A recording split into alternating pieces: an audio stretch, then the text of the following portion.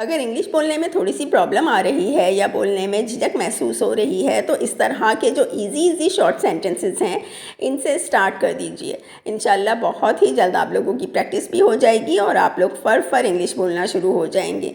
You are watching English learning with Shumail. Please follow for more useful spoken English sentences on my channel. So let's start with our first sentence, that is ये tie थोड़ी सी टेढ़ी बंधी हुई है। ये tie थोड़ी सी टेढ़ी बंधी हुई है। इसको इंग्लिश में कहते हैं this tie is askew. This tie is askew. Next, तुम दरवाजे में रास्ता रोके खड़े हो। तुम दरवाजे में रास्ता रोके खड़े हो। अच्छा, याद रखिएगा कि ये सब स्पोकन इंग्लिश के सेंटेंसेस हैं जो मैंने आप लोगों को बता रही हूँ मैं।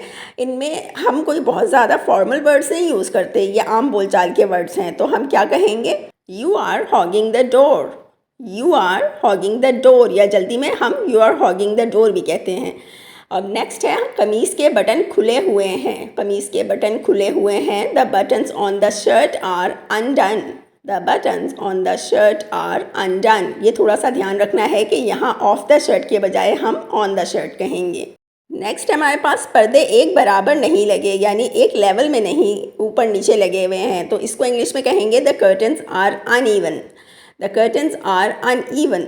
मेरे बस्ते की जिप फंस गई है या मेरे बस्ते की जिप नहीं खुल रही, तो इंग्लिश में हम इसे कहते हैं the zipper is stuck. The zipper is stuck.